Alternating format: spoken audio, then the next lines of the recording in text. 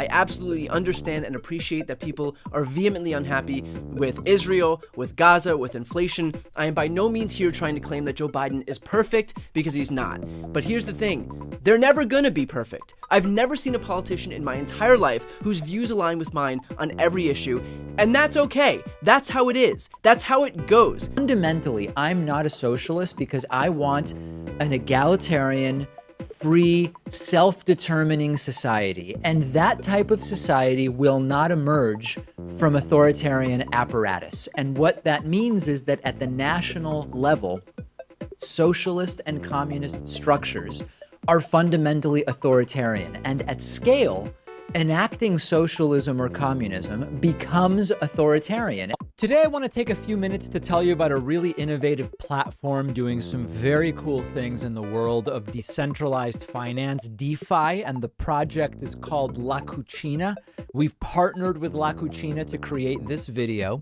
Essentially, what La Cucina is doing is incentivizing DeFi users to discover great DeFi projects, which otherwise might get overlooked. The foundation of La Cucina is, and really what they're setting out to do, is remove the inequities that we often see in DeFi, because La Cucina believes everyone should have the same ability to reap the rewards of their crypto. But La Cucina applies this egalitarian philosophy to DeFi projects as well. There's too many barriers for people trying to set up a farm on a major DEX. What is up with the advertisements on your channel with always involving crypto? Like, what do you mean always? Like, most of our advertisers have nothing to do with crypto. You always do these single video advertisements, and they're always sketchy cryptocurrency sort of things. A lot of people do not approve of you advertising these things. Oh, okay. Yeah, I mean, listen, we have advertisers. We make clear when things are sponsored or it's an advertiser. I can't think of any advertiser that I've not had people complain about. When we have, a cereal company, people write in saying the cereal is expensive and not very good, and we really shouldn't be associated with them. Okay, I have a really exciting announcement that I want to share about something I've been working on for a long time. I've written my first ever book. It's called Shameless. Also, the book features interviews with a raft of absolute pros in their respective areas. I sat down for this book with Jen Psaki, Pete Buttigieg, Al Franken, Mehdi Hassan, Dan Pfeiffer, Mark Elias, and Heather Cox Richardson. And the foreword is written by Jamie Raskin. I could not be more proud of the team that came together for this book, and I'm beyond certain that you'll benefit from hearing what they all have to say. Welcoming to the show today, Brian Tyler Cohen, listed by Don Lemon during our appearance as MAGA's worst nightmare. So this is a video I've wanted to make for a while, and it is talking about liberal grifters. Now, I guess if you're just clicking on this randomly, you might have seen some of my videos. Maybe you're not subscribed. I am a leftist. I am not a liberal. You might, if you don't really pay attention to politics, get me confused for a liberal. I know I get called a liberal enough because I guess maybe the more binary nature of American electoral politics, you have your liberals and you have your conservatives.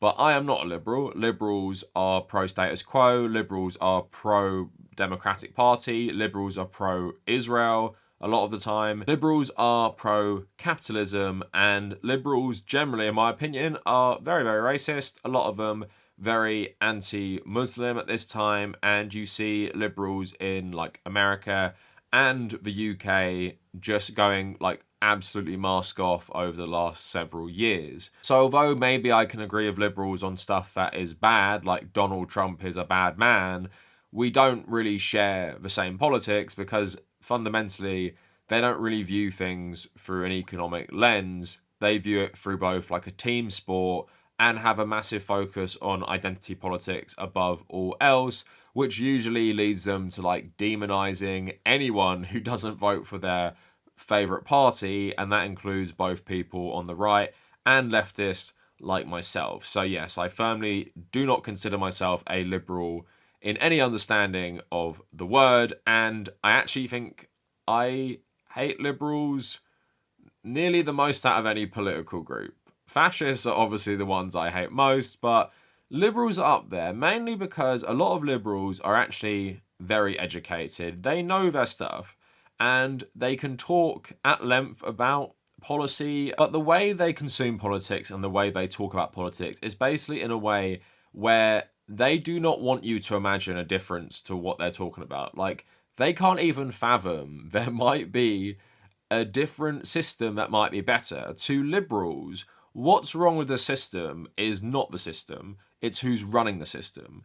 So if only we could elect more Democrats, if only Democrats could have a supermajority, then basically most of America's issues could be fixed. And that is really what they believe. And today we're going to be talking about David Pakman and Brian Tyler Cohen.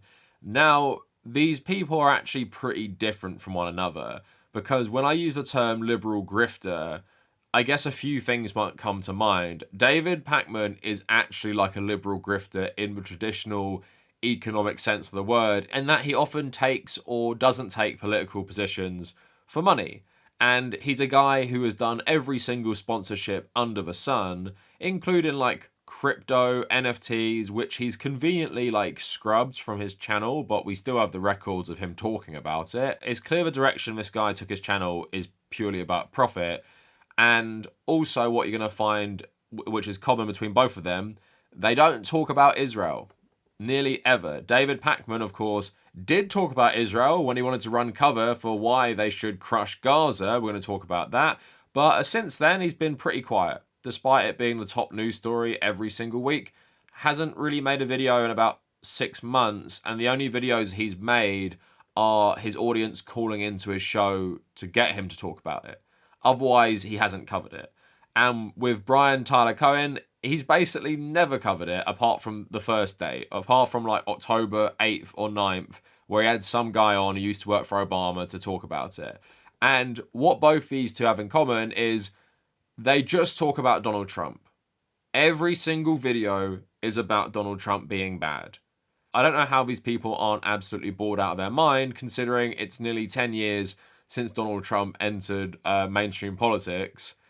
And they're still just talking about the most stupid stuff like, oh, Trump spoke wrong. Trump said something wrong. Trump made a mistake. Trump is bad. And again, it's just pandering to a blue MAGA audience who see Trump as some sort of like Voldemort, Emperor Palpatine figure. And if he just went away, democracy would be saved. And these are the types of people who support like Kamala Harris getting endorsements from like Dick Cheney. Like, they're the people who think like we should unite for American democracy. And that's what I mean. These liberal grifters don't want you to even entertain a different world that isn't like American democracy, which doesn't actually exist in the first place. And you do not have democracy under capitalism. And the US is probably one of the most stark examples of a system completely perverted by neoliberal capitalism, where politicians do not represent you in the slightest, and you have no choice because both parties are the same on about 80% of issues and slightly differ when it comes to social things like LGBT rights. But if you just consumed this anti-Trump slop from these liberal grifters, maybe you firmly believe that if Kamala Harris wins the presidency, and then she does 2 terms, and then another Democrat gets in, then all will be well with America. And that is just obviously like not the case. And that is why you shouldn't be a liberal, because you're just deluding yourself into blue MAGA fantasy land when you should have a more, economic class analysis of the world and realize the US government is not your friend and it will always serve the interests of capital, no matter who is in charge. And that's why basically Obama, Donald Trump, and Joe Biden virtually had the exact same foreign policy as each other, and Kamala Harris or Donald Trump for a second time will have a very similar foreign policy to what we're seeing right now. So all of that coming up for you today. Also, I want to promote my fundraiser. We're talking about Israel again. So my fundraiser for medical aid for Palestinians, that also works in Lebanon as well. It has passed our newer goal of £5,000 and it's nearly at £6,000. Could I potentially hope if I shout it out a couple more times, we could get to 10,000, which would be really amazing. So if you haven't checked out the fundraiser yet, please go check it out. Also, consider supporting me on social media, so follow me in other places, and also consider becoming a patron. I'm trying to build up as many $1 to $3 patrons as possible, and benefits include early access to videos, or most of my videos, and also access to the Discord server. And I've also turned on YouTube channel memberships if you just, want the generic benefits of that. I am working on better ones, but, you get badges, stuff for live streams. So if you care about any of that stuff, please go check it out. The links to everything down in the description. So just before we start with David Pakman, I want to say one more thing about liberal grifters. Liberal grifters do not mean liberal YouTubers.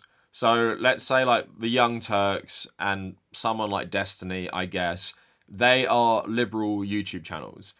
And I don't think they take positions purely for money, or they really think about it in terms of money. Yes, they are successful economically. At the same time, because they have so many opinions which are pretty, in my view, disgusting, I don't think they're really censoring themselves to make money, right? It's not as though TYT and Destiny are just covering Trump 24/7, but that is very much what these two YouTube channels do, because it's very, very easy cash when you're exploiting a blue mega audience. Now, actually what's funny is David Pakman, when he was starting out, or when his channel was just younger, he would cover a lot more stuff. And that's how I could make a video that was, I don't like David Pakman, right? And I talked about his takes on Cuba, his takes on capitalism, his takes on socialism, and his takes on Israel and BDS, which were terrible. But back in the day, you could say this stuff and people wouldn't really care. So this is between like 2015, so I guess like 2020. He was talking about BDS being hypocritical, being useless, obviously having some sort of bias because it specifically targeted a country like Israel and not other countries of human rights abuses. Black Lives Matter says that BDS is a movement which shares their goals of an end to the war against black people. Number one, most black people in Israel are not in Gaza or the West Bank, but in Israel proper. If you ask them, would you rather be here or in Gaza or the West Bank?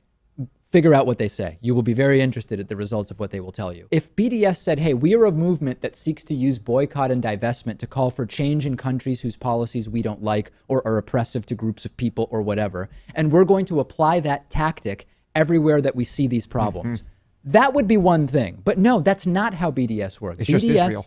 BDS has said, we want change in Israel to the extent they believe is warranted, and we could debate that.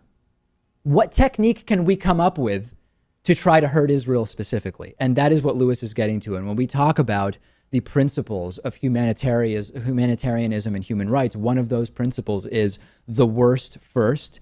And there is no basis under which one could argue, if we are just to look at the world and say, let's apply BDS tactics to the worst first, that you would have a group that is solely focused on Israel. Absolutely undeniable. There is no question about this. Which is always really laughable that he didn't understand why organizations that operate in Western countries target Israel above, let's say, like China. It's because Israel is propped up by Western governments. And also, he basically said, like, Malcolm X might have supported Israel, which is absolutely, like, unhinged if you know anything about, like, Malcolm X, the very devout Muslim. I think this is terrible for optics. People forget that actually many African-American activists and thinkers were on the side of what is colloquially called, used to be called Zionism, which now is like a bad word. It used to mean just a place where Jews can be safe and not get kicked out of, right? And even Malcolm X declared the year before he was assassinated that Pan-Africanism will do for the people of African descent all over the world the same that Zionism has done for the Jews all over the world. Now, to be clear, I'm not using the sort of caricature definition of Zionism of settlements and right-wing governments like Benjamin Netanyahu. I am unequivocally opposed to those. I am saying Zionism in the form from the 1920s that is being used here, there should be something like Israel that exists. So to pretend that there is this natural connection between Black Lives Matter and anti-Israeli movements like BDS that have cropped up is absolutely ridiculous. Safe to say, David Pakman, in my view, never had good takes on anything, but I think what's clear, and a through line from his old coverage to today, he's a pretty staunch Zionist. Now, when I say that, that might conjure up images of like the worst Israeli supporters. He's very much a staunch liberal Zionist. And I also personally believe he's prejudiced against Muslims. And you're going to see that in some of his coverage of Israel and Palestine. Now, I want to focus on some clips that came out at the end of last year. So these occur between October, I think, to the end of November. And he really hasn't covered it since. And this guy basically ran cover for all of Israel's actions towards Palestine and Gaza.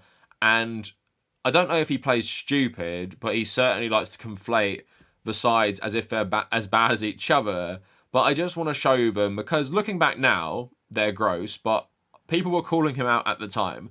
And also, what you have to note is this is pretty rare for him these days to give a take that might appear contentious. But when it comes to Israel, he does make exceptions because he takes opportunities to actually exploit certain periods in history or the news to give his side. Now, one interesting thing is when Israel was attacking Gaza in 2021, he basically didn't make any videos on it and said, I can't make videos because I don't know what more there is to say. Now, normally I would just jump right into the story and what's going on and my perspective. But because of what I came into my office to this morning, dozens and dozens of emails and messages from people speculating as to why I haven't talked about this yet, making all sorts of accusations and allegations. I've not spoken much about it yet because I've not felt that I have much to add or say that's different from my analysis the last time we talked about it. Again, this is one of the biggest news stories in the world. He's a guy who makes a million videos about every little thing Donald Trump does. Couldn't take like 1 or 2 videos to make videos about Israel, but that was back in 2021. Let's listen to what he had to say in October and November 2023. So if you remember, in October 2023, Israel bombed its first hospital before destroying all of them. And a lot of people who are pro-Israel ran the story at basically, no, it wasn't Israel, it was actually a Palestinian militant group. And this was quickly disproved, like, when this happened. Like, a lot of legit news organizations were casting doubt, saying, from the evidence, it doesn't seem like it would be a Palestinian, it seemed like it'd be an Israeli. And now, of course, they've destroyed them all. But how does David Pakman frame this? Right now, we have democratic countries who, if they make a mistake or lie, are subject to negative consequences, saying this wasn't Israel. They've released information, radar, audio, video. Internal assessments agree. This was not Israel. On the other hand, you have a terrorist authoritarian group with no checks and balances and no consequences for lying, saying it was Israel. And if you don't believe that there's no consequences to lying, there are still members of Congress who on Monday tweeted Israel killed 500 people at a Gaza hospital. Now that it's abundantly clear that it wasn't Israel, they have not deleted their tweets. Some of them have even doubled down. So in David Pakman's view, Israel has all the evidence and it's presenting it to the world. It could never lie because there are consequences. If Israel lie, there's no consequences for scary Hamas.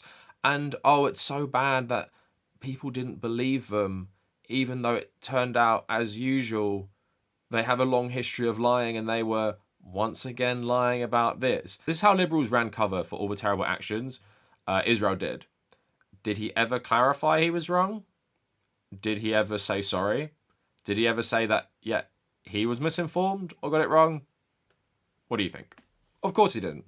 Because when it comes to actually having a political principle on an issue, David Pakman seems to make an example for like blaming Palestinians for everything bad happening to them. So let's continue. So the big theme of what you're going to see with David Pakman's coverage of Israel, he thinks Hamas and the Gaza Strip and their government is worse than Israel, right? And this isn't to say I love Hamas, I love Islamicism and stuff. I agree with what happened in the Gaza Strip when Hamas took over. It's nothing like that. I just think it's pretty clear who's the aggressor in this conflict, as he likes to call it, and who's worse. It's pretty clear Israel are worse. I don't think anyone sane would make the argument that any of the militant groups fighting them are actually worse than them. But something he's consistent on is he actually thinks they're worse, even though their body count is lower, even though they target far less civilians. He doesn't care about any of that. They're just worse. They're just worse. Because why? We are actual leftists. We don't support authoritarian regimes. We don't support terrorism. We don't support violence of any kind. And that includes violence coming from Israel to innocent Palestinians. We don't support movements that subjugate women or LGBT people or those who say, I don't want to be part of this religion anymore. We feel terribly for the Palestinians living under Hamas. Lots of the people supporting Hamas in the West would be killed by Hamas, or at least subjugated. And that's lost on many of the so-called progressives on the left. So we need to make sure that we don't ignore death and suffering on any side. On any side, it's a disaster. It also has to be recognized that after a terrorist attack, countries will defend themselves. Apply what happened here with Hamas to anywhere around the world, and we would be saying, well, the victims have to defend themselves. But the attacks on me as I thought you were a progressive, I want to hear which progressive value I'm not espousing. Are you a progressive? If you are, then how on earth do you stand in favor of an outrageous, terroristic, authoritarian regime that subjugates women, puts its own people in harm's way, uses civilians as shields, opposes gay rights, women's rights, pluralism, diversity of every kind, everything that supposed leftists claim to defend and support, the way I do, is attacked by Hamas. So I've been talking a lot about like liberal Western chauvinist fascism on this channel recently. That's a good example of it, right? He's really murkying the waters of the whole issue by saying, well, Hamas are bad. You progressives, or let's say you communists who support LGBT rights, like freedom, blah, blah, blah, they would kill you or subjugate you. So they're actually very, very terrible. And Israel actually has a right to defend itself against them. And obviously, completely ignoring the context of Israel is actually a country built on top of another country. And they're creating this situation where a group like Hamas even exists in the first place. Let's not forget. Mossad actually funded the rise of Hamas, and their reaction basically to continued Israeli occupation, continued Israeli settlements. And yeah, you can say socially, I don't agree with them, right? But let's say it's not Hamas, it's the PLO, or let's say it's some like communist, socialist, Palestinian resistance movement. Do you think that really matters to these people? It doesn't really matter that they're like an insurgent group with illiberal beliefs. To people who support Israel, it matters that they're fighting back. And I've always said this, and again, they're trying to make you not support Palestine by being like, well, their government would hate you. We don't want Israel to completely destroy their culture and people because we might have differences of opinion with their government right now. So again, this is around the similar time period. David Pakman essentially just blames Palestinians for never wanting to live in peace with Israel. The worst time to get a good deal is when you're losing a war. And at this point, it can't be said that Hamas is winning this thing for Palestinians. And if you go back to the 1947 partition plan, it was a 50-50 divide of the land, which at this point would be a fantastic deal, I believe, for Palestinians. They rejected it in 47 because they believed Israel should not exist and should have zero land. And then you talk about the 2000 Camp David summit, and you talk about Bill Clinton's attempted negotiation and the rejection of all of these deals. That's part of the context as well. But David, you won't say that in 67 and 73, Israel stole more land. Well, that's missing context. Israel was attacked by Egypt and Syria in 67. And so they defended and were able to claim land in war as happens. Does that mean I love it? No. But to say that on a whim in 67, Israel said, let's take some land, isn't what happened. Whenever people say there's missing context, you're also missing context that's relevant to understanding the history. And so at the end of the day, there's a movement from the left that I think is misguided, which is to say, this is super simple. This is a simple issue. And when people try to interject nuance and say, you really have to understand 47, 48 and 67 and 73 and the negotiations under. No, you're trying to defend Israel by making it seem complicated when really it's simple. Israel's bad, period. That is not the nuanced sort of thinking that I encourage. And if you don't like that, then this probably isn't the show for you. There are shows which just will tell you Israel's uniquely bad.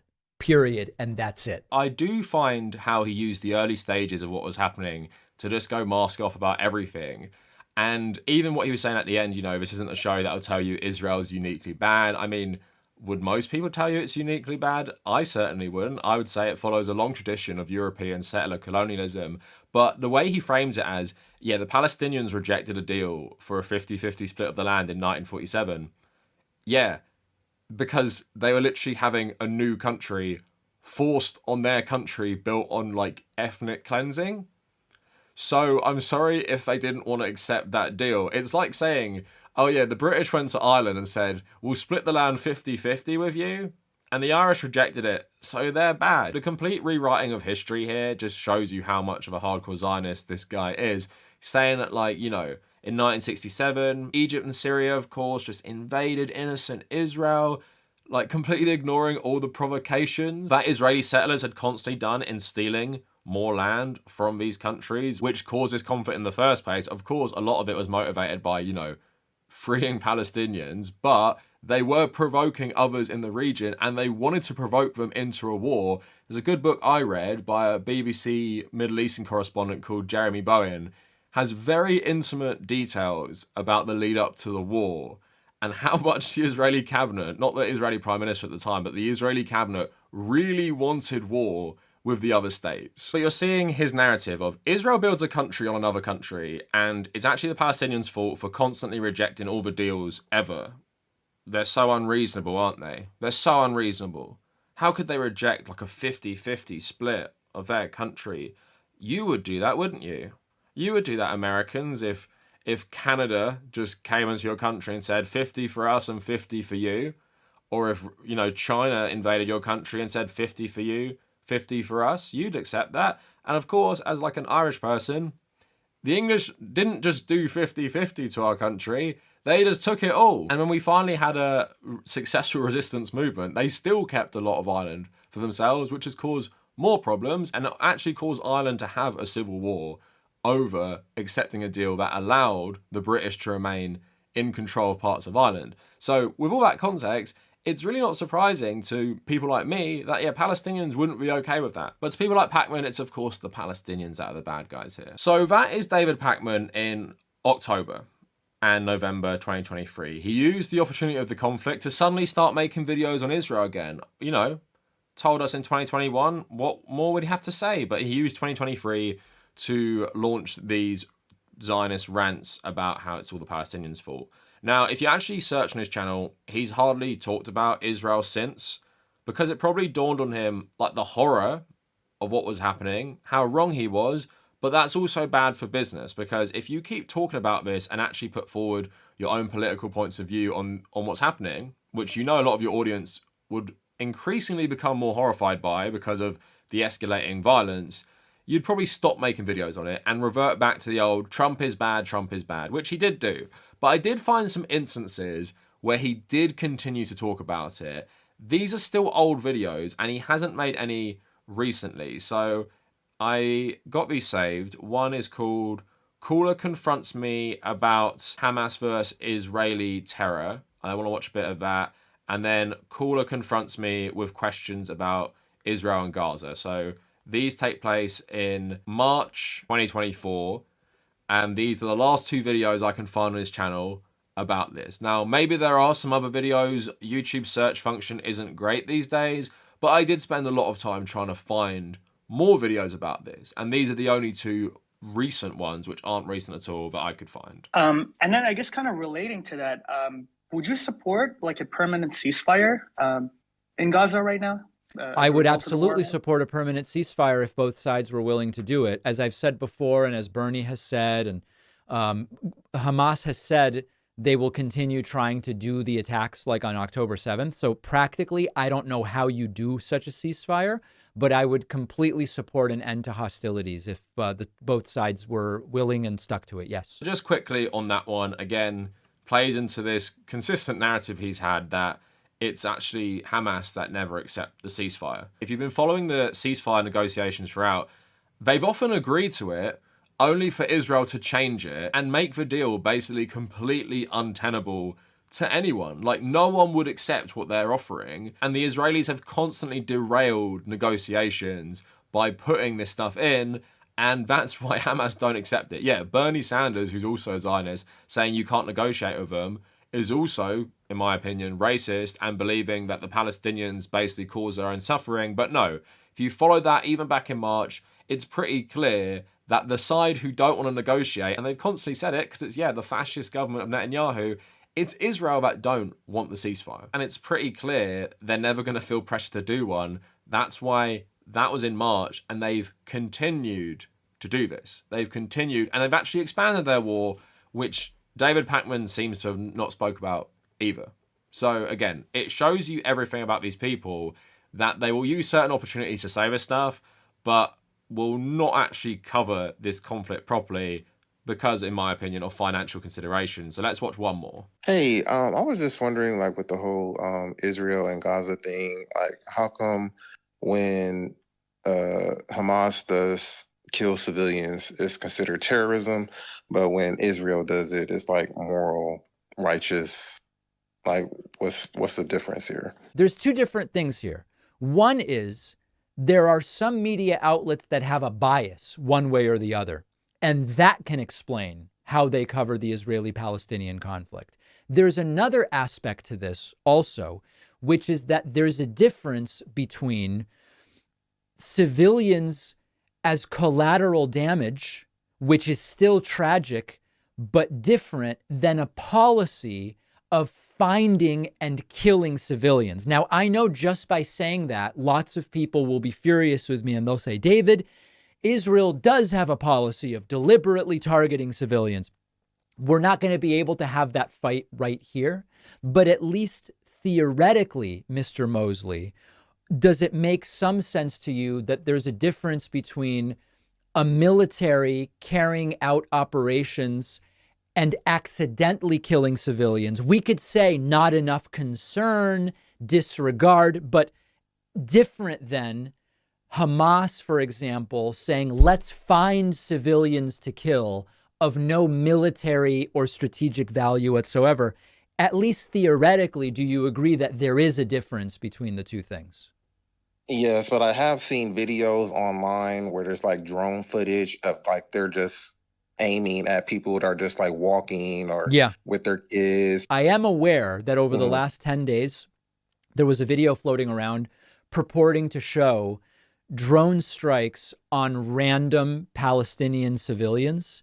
And that was the initial narrative. I read up a little bit about it.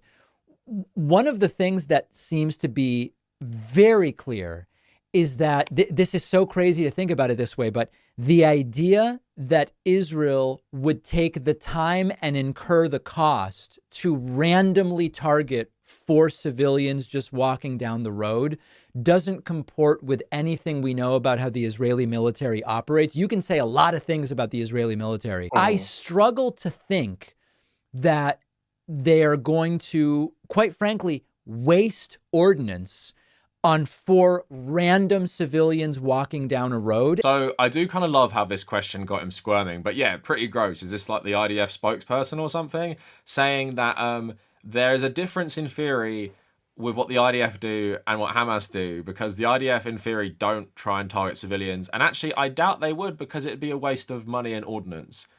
Everything we've seen, everything we've read has made it clear they target civilians as a matter of policy. Like, all this stuff about human shields was always an excuse if you weren't a fucking idiot. But obviously we've seen it now, we've seen the footage, and we've actually heard about how commanders basically don't discipline their troops if they go out and commit war crimes, and they're just allowed to do it basically. And on top of that, they actually do target civilians. They target journalists, like we've seen that recently, texting journalists, saying you better stop your coverage or we'll kill you. Then they kill them. We have seen this, and doctors have attested to how snipers have targeted children. This is what this guy wants to talk about. This is in March, by the way, but at the same time, we knew stuff like this back in March. It's just pretty clear this guy's support for Israel is just something you can never change him on. But even him squirming right there, I think, is a good indicator. This is why he doesn't cover it. Because if he covers it, he has to admit his bias, and he's going to say unpopular things like, oh yeah, I I really doubt everything we know about the Israeli military. They wouldn't target civilians because it's a waste and it's just not how they operate. But actually the other groups do. And as we've seen recently, Hezbollah and Iran have only been targeting military targets in Israel, which goes against the rhetoric we're seeing here. And he's basically using, the October 7th attack to paint this picture that all these groups only target civilians, where what we're seeing now is the Israeli military largely targets civilians in Lebanon and Palestine, and it's the other groups that largely target the military. And that's part of the reason you can explain why the casualties, civilian casualties, are just overwhelming on the Lebanese and Palestinian sides compared to the Israeli side. Again, the insane pro-Israel bias on this guy is clear, so that's why he doesn't talk about this stuff, because this is such a contentious issue now for the Democrats, because so many people are turning against them for their handling of this. He can't really get back now and say, oh yeah, Israel don't target civilians. Like, he can't say that. Even if he wants to say it because of his bias, he can't say that because overwhelming evidence is that they do. So I just wanted to play you all of that to show you how it's so insane that he takes little moments where he feels safe enough to spout this Zionist rhetoric and then goes back to hiding behind anti-Trump coverage. And I'll show you this before getting into the rest of the video. If I just type in his name on YouTube, right, and I search by the last week, here are all the videos I get. Trump supporter grills me, then I convert him. Massive Trump glitch raises medical questions. Red alert, Trump takes lead, poised to become president. Trump takes questions, absolute collapse. Trump lost, confused on stage for 39 minutes while music plays. Why is Trump hiding his medical records? Watch, Biden crushes Trump in mega viral moment. Trump's health guru, RFK Jr., spits out nonsense. The disturbing links between Trump and Stalin and Putin. Electoral map shifts to Trump. So basically, all this guy's coverage is just about Donald Trump, because he pretty much only cares about financial interests at this point, even if he previously might have wanted to say something maybe a bit more interesting about other topics. And let's get into this now. There is not a sponsorship this guy won't do. Now, this came out a long time ago, and it's actually on the Destiny subreddit I found some of the receipts. So he promoted so many really shady crypto and NFT shit. I mean, I'm not going to call them scams because I don't know the ins and outs of all of them because the videos have literally been removed. But loads of this stuff, not from Pakman, I don't know, like I said, but loads of this stuff that was rife on the internet. Company sponsoring videos were for like crypto pump and dump scams. And someone left all the links to a lot of them. And if you click on them, you're just met with this. If the owner of this video is grant you access, please sign in. So they're clearly privated. Now, even on his own show, it had David Pakman promotes another crypto scam. This time it's some cryptocurrency called Centric. It had an FEC advisory put out against it in 2020. And the comment section and its likes are being astroturfed as hell. Then on the majority report, they have receipts. David Pakman shills another crypto trading scam. David Pakman at it again, shills for shady NFT pyramid scheme. Because, obviously, I imagine he could probably even get into legal trouble for promoting a lot of his stuff, like a lot of these influencers do. There's not a lot of evidence about him doing these like crypto sponsorships.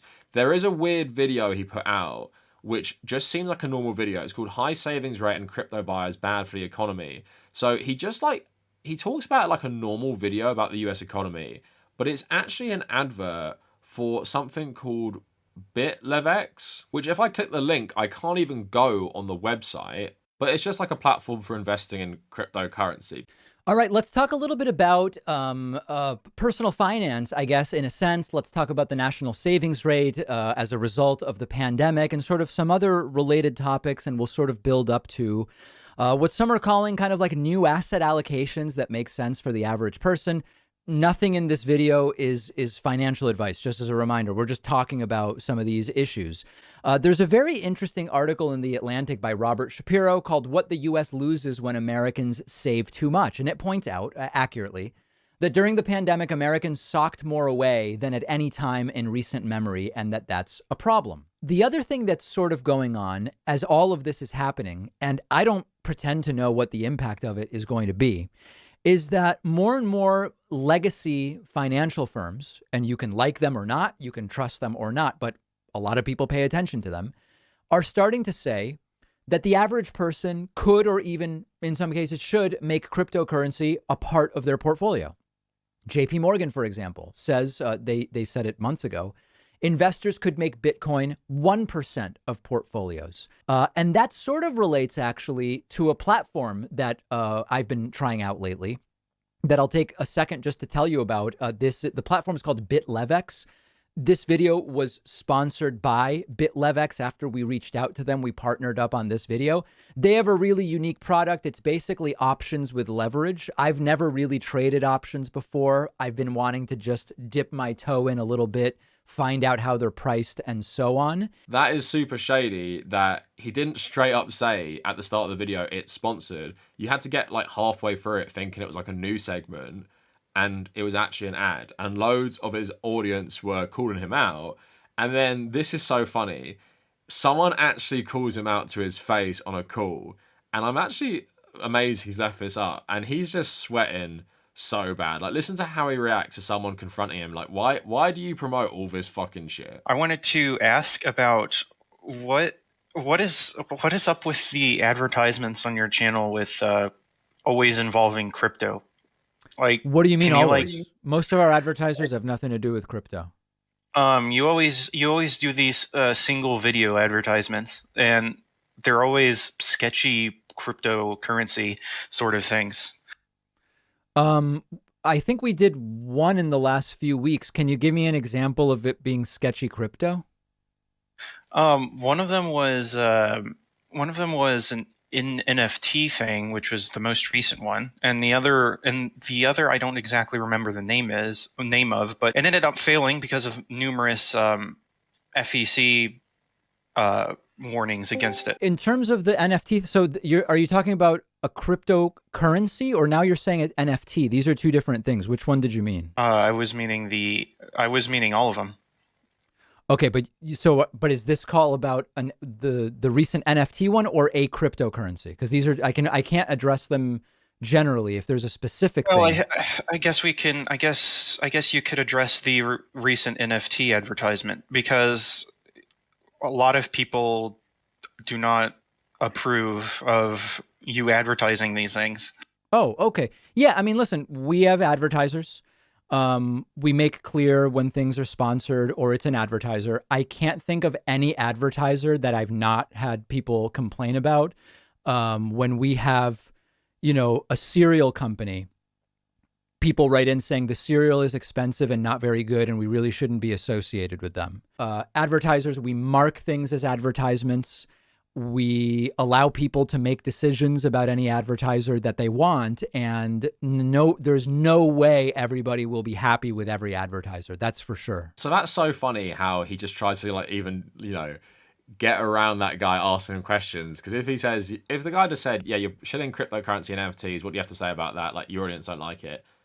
He could just give a straight answer to that. But instead he's like, which one? What are you talking about? They're different things. And then saying that promoting cryptocurrency is the same as promoting cereal, which is so funny because, yeah, people could disagree with the ethics of maybe how that cereal was made or the company or something like that. But if you are sponsored by cereal and I use your link to buy cereal, I'm still getting cereal. If you're sponsored by crypto scams and I put my money into the crypto scam, I'm losing my money. Pretty much guaranteed, because that's what the whole crypto market is basically built on, including all the weird stuff he's promoted, right?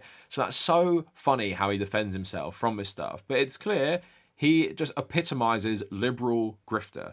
Make a million videos about Donald Trump and do any single sponsorship that comes your way. And if someone confronts you about the shadier ones, just say shit like this to them. No one's ever going to be happy with all our sponsors, but we try and be careful or whatever. Again, purely done for financial profit, but I do find it funny how the one thing he's been consistent on is being like really pro-Israel, and sometimes he can't help himself. But again, notice how he never covers Israel. He says all that shit in October when he feels it's safe, because he feels like the climate is, oh my god, everyone is anti-Palestinian right now, based on what Hamas have done. Therefore, I can say all this stuff, how it's their fault they didn't accept this deal in the 40s, it's their fault for all these wars, it's their fault for never accepting the Israeli occupation. I can say that because I'm safe, and loads of Democrats and their supporters all support Israel at this moment. But as time goes on and the whole climate turns against Israel, then he keeps backing down. And the only time he covers it is when people ring in on Discord to confront him, where he maybe will say the same shit, knowing that that video will be completely drowned out by all the anti-Trump spam he's putting up. Talking about anti-Trump spam, let's talk about someone who, on the surface, is less gross to me because he's not promoting like every single cryptocurrency. He's not saying terrible things, in my opinion, about Israel and Palestine. But he is some anti-Trump spammer, like saying absolutely nothing, saying nothing interesting. But what's interesting about Brian Tyler Cohen is he seems to be deeply in bed with the Biden White House. And there's a couple of Gen Z influencers, you might have seen them on Twitter, and it got leaked that they're being paid by the DNC. I'm not saying I know this as a fact. I just find this guy super suspicious, and I wouldn't be surprised, don't know anything if this is true or not, I wouldn't be surprised if he was also on the payroll. And I say that like being paid for sponsored posts, being paid for interviewing certain guests from the Biden White House, because he is insanely well connected to the people in that administration. Like, he's interviewed so many of them on his podcast. He's interviewed Kamala Harris. He's interviewed Joe Biden. He's interviewed all these people. And why I hate his content is because it's shit. Like, it's well produced and he's reading from a script, so it like flies by, it's coherent and shit like that. But he says nothing interesting, and also shames people who have any concerns about voting for Joe Biden. But what is interesting as well, he hasn't actually said anything really about Israel either. Again, very telling he avoids that topic, which is so damning on the Biden White House. But he did defend Rashida Tlaib from being called an anti-Semite back in 2019. But at the same time, he really hasn't said anything. And he also changed one of the titles of his videos. So I found it on another place where it said, Trump attacks Israel in stunning speech.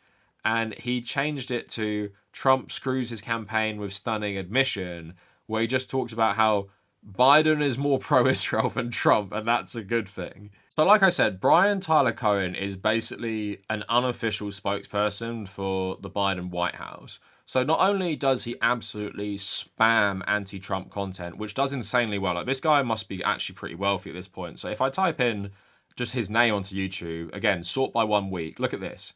Like 400k views in 9 hours, which is actually more because that's not the live count.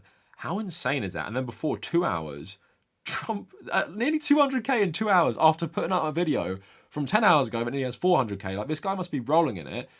Trump makes devastating mistakes, screws his own party.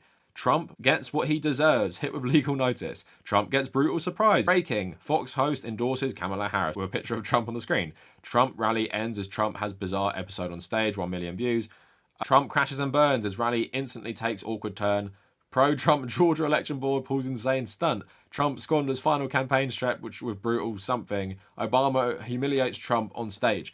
These views are absolutely fucking insane and so close together. And I actually, because I watch his videos, I'm being spammed with all this stuff now. Like, it just takes over your algorithm, and he is basically like a content farm of anti-Trump content. And guess what? There is nothing interesting to be said when you talk about Trump 24/7. Like, what interesting points can you make at Trump at this point? Like, what interesting criticisms, what interesting things? Yeah, we know he's a fascist. We know he's dumb. We know he's unhinged. So what? Like, who cares at this point? Yeah, he's bad. Democrats, like, run good candidates and have good policies, and you won't lose to him because you're going to lose to him at this point. And what's so annoying is, in secret, people like Brian Tyler Cohen and David Pakman are rubbing their hands together at the thought of another Trump presidency, because that content is going to do even better. You're in opposition now to demonize him. What would they do without Donald Trump? They just wouldn't have this cash cow. Again, as the unofficial spokesperson of the Biden White House, he's of course like supported Biden's stances on Israel and stuff like that, although not really vocally, because this guy seems to completely avoid that issue, which makes sense if you're like actually working for the Biden White House. You don't want to draw attention to that. Just draw attention to all the good stuff. But this is actually so funny. If you want to see how absolutely bought this guy is, right? So obviously, Donald Trump versus Joe Biden in that debate was probably the biggest debate win for any presidential candidate in a debate. Like, Joe Biden did so badly, he dropped out of the race. Like, that is how bad he did. And it was so obvious that even hardline loyalists to Joe Biden in the Democratic Party forced him out. Nancy Pelosi said recently, Biden still hasn't spoke to her after she came out saying he had to step down. That's how bad it was. But, you know all the stereotypes of North Korea where they're like, the press tell you all this stuff about Kim Jong-un and it's all fake and it's so embarrassing. Listen to how Tyler Cohen covered the debate with Trump, which was like an unmitigated disaster and a terrible night for Joe Biden. So much so, all the comments are actually saying it was terrible for Biden, but it doesn't match with the content what you're watching. So let's listen to Brian break down the debate for us and let's see how he feels about it. Here, Donald Trump is desperately backpedaling from the fact that he called veterans suckers and losers. And of course, Trump claimed that 19 people said he didn't say that. But everybody knows that Trump can find sycophants who will say what he wants them to say. The more important point is the fact that General John Kelly confirmed that Trump did say it. So Trump can point to the Stephen Millers of the world until he's blue in the face to lie on his behalf, but John Kelly has nothing to gain by lying about what Donald Trump said.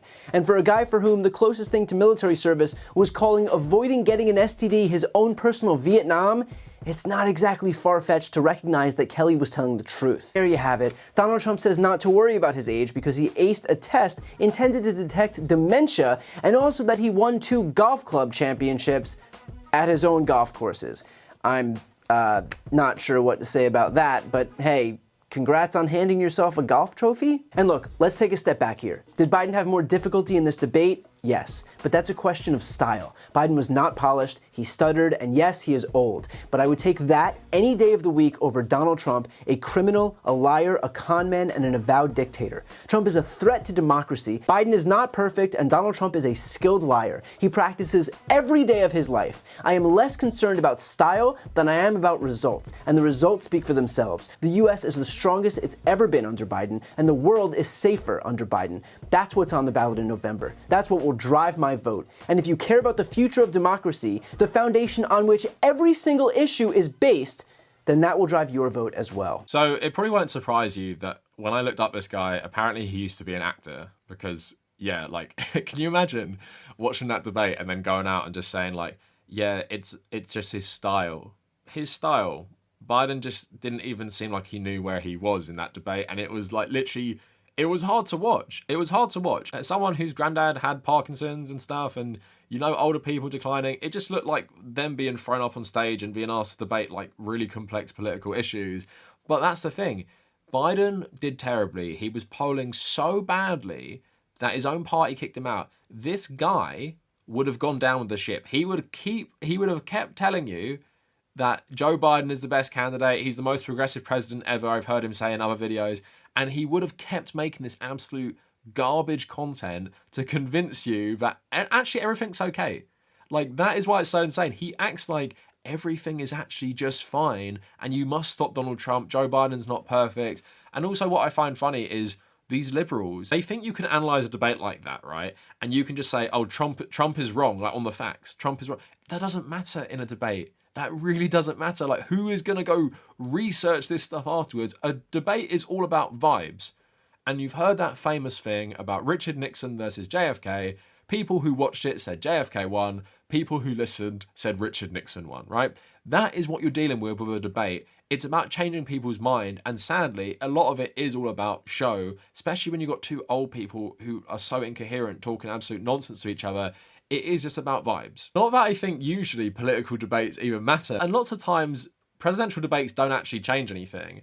But this has to be one of the few times in history where this presidential debate actually altered the course of history. And this guy was acting like it actually wasn't really a big deal for Joe Biden, even though he had to drop out afterwards. Now, he also made a video claiming to be a progressive and how Biden wasn't perfect, even though I, don't get the sense from any of this guy's videos that he doesn't think Biden is perfect.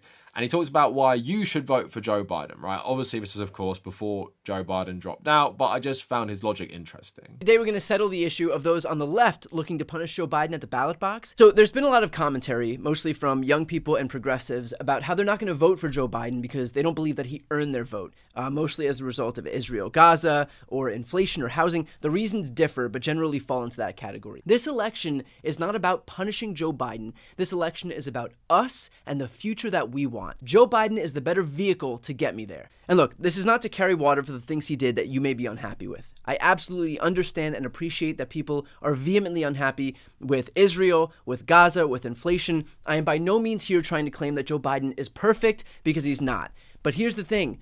They're never going to be perfect. I've never seen a politician in my entire life whose views align with mine on every issue, and that's okay. That's how it is. That's how it goes. You've heard the saying, voting isn't marriage, it's public transport. You're not waiting for the one, you're getting the bus. And if there isn't one to your destination, you don't not travel, you take the one getting you closest to where you want to be.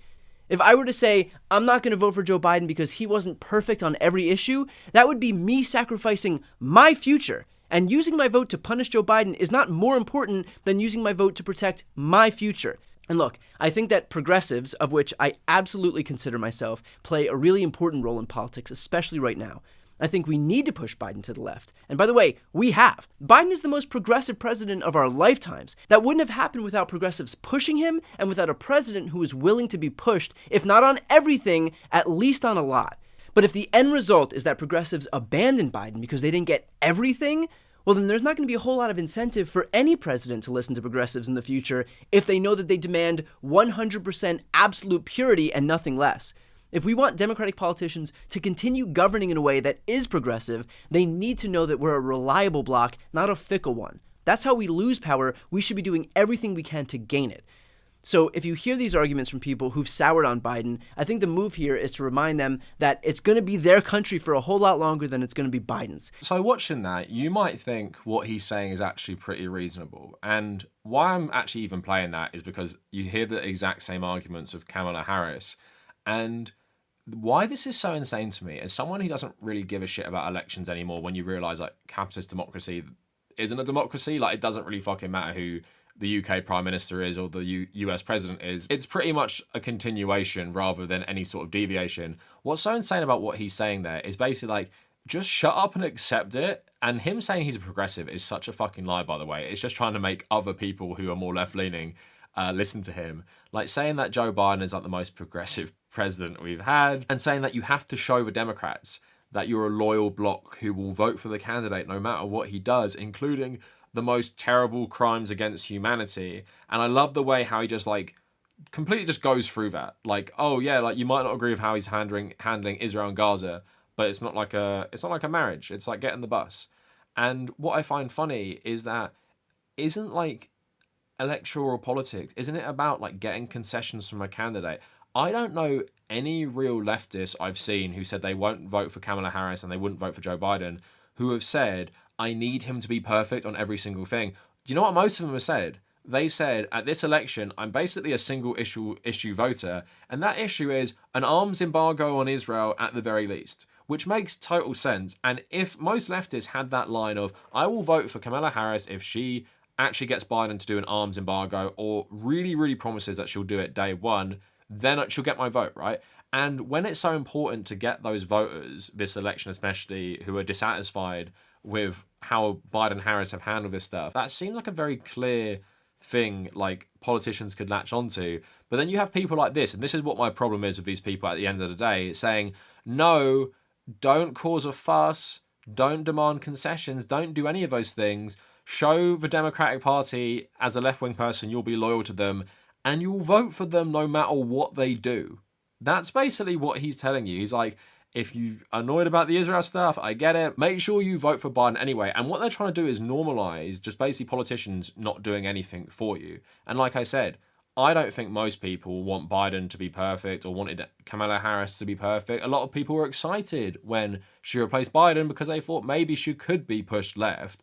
But it's pretty clear these people aren't going to be pushed left on most issues. Like, listen to their campaigns. They're absolute neoliberal right-wing garbage, which is far more right-wing than 2016, by the way. There is no talk of healthcare. There's no talk of universal healthcare anymore. That was a big issue when Bernie Sanders was running. And there's basically no talk about stopping Israel either. But if it was up to people like this, you just shut up and vote because, yeah, Trump is bad. And that's the annoying thing. They brainwash people into thinking like Trump is this existential threat to US democracy. Him as a singular person is the threat to US democracy. It's not the whole US system that is fundamentally undemocratic and can be exploited by people like Trump or the Republicans or the Democrats. No, it is just bad man Emperor Palpatine Voldemort, and if we defeat him at this election, we'll be good. Not that the next election will be the exact same thing, where Kamala Harris will be a very unpopular president and she'll be running against like Ron DeSantis, and they'll say the exact same stuff. Oh my God, worst person ever. He's going to destroy democracy. Therefore, I know you might not like how she's handled certain things, but you're going to vote for her anyway, aren't you? Like, show the Democrats you're a good progressive who'll just vote for them because the other guy is worse every single time. I actually told people not to vote for Joe Biden in 2020. I said this exact thing. Every single election, they're going to get worse and worse and worse in offering you stuff and promising to do stuff for you. And they're just going to say the other guy is a threat and we must get rid of him. And they're going to continue to do this. Like, where is this going to end? At this point, I do not blame any person in America for not voting for Kamala Harris. If you vote for the Democrats this time, and especially because she isn't promising to change things on Gaza and Lebanon or anything to do with Israel, if you vote for them, you are telling them they can do anything and you will vote for them. Like, they can do crimes against humanity that we haven't seen this century, and you will vote for them anyway. And they won't even bother to promise anything to you to get your vote in the first place. And they're promising even less every single time. And like I said, if Kamala Harris actually does win, do you think they're not going to do the same strategy at the next election when it's JD Vance or Ron DeSantis promising like terrible things for the country? Of course they're going to do it. So this is how these people take like anti-conservative energy or take like sentiment of people who are angry with the system and divert it into something that supports the status quo. This guy is a mouthpiece for the Biden White House, and he's a mouthpiece for the status quo. If you listen to him, you're only getting the status quo voice, and if you're influenced by him, you'll only ever vote for the status quo and against your own interest, and you'll only ever advocate for a system that fundamentally is against you. That's why these people are frustrating, because they're so popular, and plenty of people who either are left-leaning or could be influenced into being more left-wing, they watch shit like this and get deranged by this anti-Trump stuff, so they just become a blue MAGA cult who think people like me, or any leftist in America who doesn't vote for Kamala Harris, they actually are the reason the country fell to Trump. If Trump gets in, that's actually left-wing people's fault for not voting, not Kamala Harris and the terrible Democrats not promising anything to get left-wing people to vote for them in the first place, which seems to be like one of the fundamental basics of running an election campaign is, yeah, if you want people to vote for you and different groups voting for you, you promise them stuff that will get them to vote for you. Like, it's the most basic shit ever.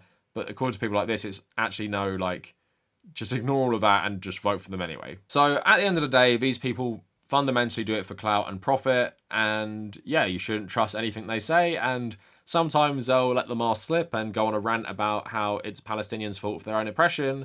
But other than that, it's just Trump bad, Trump bad, Trump bad, Trump bad. Every single day, racking up millions and millions of pounds, like I'd say every month probably. Like, these channels are probably insanely profitable.